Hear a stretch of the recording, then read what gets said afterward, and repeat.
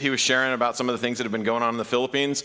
I was excited to hear just about not only the good things that are happening, but the challenges. We all face challenges, so I asked Gordon to come on in and just share about his experiences in the Philippines. So, Gordon, let's hear what you have to say. Yeah, thanks. Yeah, we were talking about momentum actually when he first asked me to speak and give a story about ministry, and we were trying to figure out our different definitions of momentum. Because for me, momentum was, a steady, maybe strong increase and acceleration that just keeps going. And I said, I don't quite understand that in ministry because so often that we take, 3 steps forward and 5 back. We have, when we first started our ministry, where we are now, my wife and I were praying, my wife Grace and I were praying, and we were asking God, faithfully for a house with 3 bedrooms, a large living room, and a backyard where I can plant things that I can grow food. And long story short, months had passed, and my aunt's workmate just kept saying, I want them to move into my house. And so when we went to this house, when we walked in, okay, there's 3 bedrooms. This is a pretty large living room because we wanted a large living room for ministry purposes because people were coming to our house. We were worshiping, we were praying together, and our previous house was not big enough for that. And so when my wife walked into the backyard, she said, "Gords, come quick." I said, "What?" So I walked out the back door. I said, "Grace, this is what I saw when I prayed." She said, "Me too." And we moved into this place with he was our ministry partner for quite a while. He's a former street kid.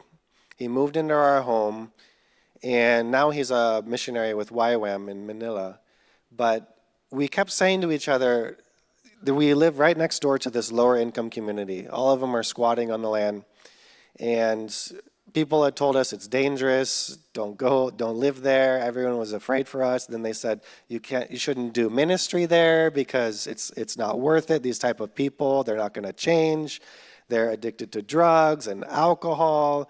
They get in fights all the time. We hear screaming matches, fist fights, police raids, all hours of the day and night. And we're going into this community, right? And my friend and I kept saying to each other, yeah, we should go there. And then later on, yeah, later. And one night, God said to me and to him, let's go. So he said, let's go, and I said, yeah, let's go. God was stirring in me. So we walk into this community, and we see 2 people standing under a light. They were the only 2 believers in the community at that time. And when I approached them, I said, I believe God wants to do something in this community. And the young man responded, I think he was about 17 at the time. He said, I've been praying, and God was telling me he's going to bring change to this community. And so we agreed. We invited over the youth into our home. All of them are looking at the windows and the doors, seeing how they can enter in later to steal our stuff. They're high, some of them high on meth, some of them drunk, and we just taught them about God. Flash forward about 9 months or so, about 10 of the youth were baptized. All right? It was amazing. They were changing their lives. None of them had jobs. We were praying for jobs, and people were getting jobs in the community. And it was just amazing, complete change. During that time, when we were having the youth fellowships, the kids saw it, and they also wanted to join. So we quickly found someone who teaches about kids ministry. We got trained. We started a kids ministry. And then during that time, slowly the youth began to go back to their old ways.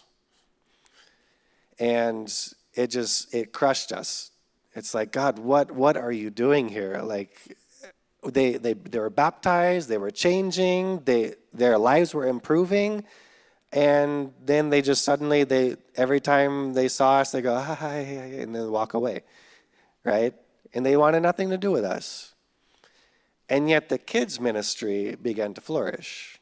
We've had probably 100 kids go through that program, and they've gone from children to youth. we now have new batches coming in, and God has been doing amazing things through the youth and the new kids coming in. And I feel like Paul in Acts 18 and 19. He goes into the place. He goes to the synagogue. He's trying to explain to them that Jesus is the Messiah that was promised, and he's explaining it, I'm sure, brilliantly, but no one responded. Then he turns around and he goes outside and he plants the church of Ephesus. Next chapter, Church of Corinth comes out of that. Same situation. And I feel I can relate to what has happened with him. He goes into a place, he thinks, yeah, this is how I'm gifted, this is what I should do, and I can do it brilliantly, but nobody changed because God was calling him to the Gentiles and to kings, right? That's what was prophesied over his life.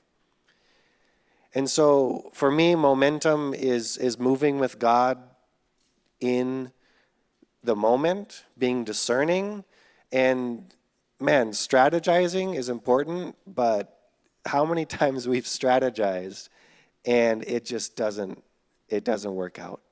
And we just pray and say, Lord, what are you doing? What do you want to do in this place? And what the result of this ministry we started in this community, we had the woman that I met, her husband was not a believer at the time. And slowly he became interested in why his wife was totally changing her life. And he started joining, and he's a skeptic. He's a total thinker. It has to make sense. And eventually he accepted Jesus. Then he began to read his Bible. Totally didn't make sense to him. Every time he read it, makes no sense. We prayed over him. The next week he said he understood everything he read. He's been growing and growing and growing, and we began to go with him to other communities to reach out. And there was even one time where he saw a man inside of his home. No one was around him. He had sores covering his body. He smelled. No one wanted to be around him. He goes to him, prays over him, leaves. The next week, I was there. We did a follow-up after evangelism. We weren't able to go to the first one. And I see the look on his face. He went pale. And this guy came up to him, and he's holding his hands. And Kuya Loloy, our friend, was looking at him up and down. Completely healed. Head to toe. And he's only been a believer for what? 3 years, 4 years? And so when we look at this community, there's been some change. There's been some change. There's been some leaders who've risen up. Kuya Loloy's daughter is also, she's gone through the kids and youth programs, and she's also now teaching the kids. She's one of the kids' leaders. And we have these leaders rising up. And sometimes I look at it and I go, I'm disappointed, right? The numbers are low. But the people that we have been called to focus on are the leaders. Over and over again, people have prophesied over me that I'm going to be raising up leaders. But for me, I'm looking at them, there's just a few leaders. And it was so encouraging one time that all of the leaders, they got together and brought some of their disciples with them. And there was like 50, 60 of them in our backyard. And I'm just looking over maybe 6 different leaders that we've raised up, and just a few that they had raised up, and it blessed me. And for me, that is more the momentum. It is creating growth and empowering people who are deep in the scriptures. For me, I teach the scriptures to these leaders. Twice a month, we have empowering sessions where we help them to look at the scriptures deeper. Like, what is eternal life? Oh, it's living forever. No, it's part of it. But it's when you receive Jesus, right?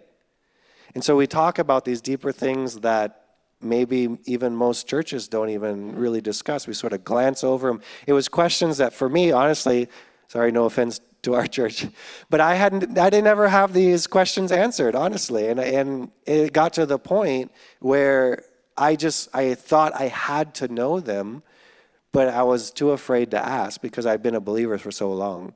So for me personally, I dug deep into the scriptures and I began to answer those questions about things that I thought were never answered. And we've had people who have been believers a long time or brand new believers, and they're all learning about Jesus. And so, to cut it short, I really believe that momentum happens when we are raising up quality people who are discipled to Jesus. Honestly. Because for me personally, if we go after the numbers, that's a hard one. I'm quite opposite of the one who was up here before. But maybe that's just my calling, that's his calling. But for me as a missionary, raising up quality leaders who can continue the ministries after me, and whatever happens after that, I feel blessed that these people have a strong, solid relationship with Jesus, and they are excited about and sharing the abundant life that they have experienced in Jesus. And so that's what we're doing in the Philippines. We have the kids ministries, we have leaders we're raising up, we're finding new ways to reach out to new leaders, and and we focus on worship. God gave me a vision about our organization a few years ago, and in the center of it, he showed me worship. We have encouraging people into the faith, encouraging people when they go into ministry, and then equipping and establishing. But we always come back to worship. And one thing that we do is every once a month or every other month, we have a worship night. And we invite leaders from other churches to join us, other ministries, kids ministries, whatever. If you're leading a ministry, you join. We sing songs and we read scriptures. We tell the people reading scriptures, don't say anything else. Read the scriptures. Last 2 weeks before I came here, we had about 60 to 70 people in our backyard worshiping together. And the music was carried over into the community where we're ministering. And we're not ashamed of what we're doing, and it's growing excitement. So it is, that's what's going on in the Philippines, and that's what we're doing. So thank you.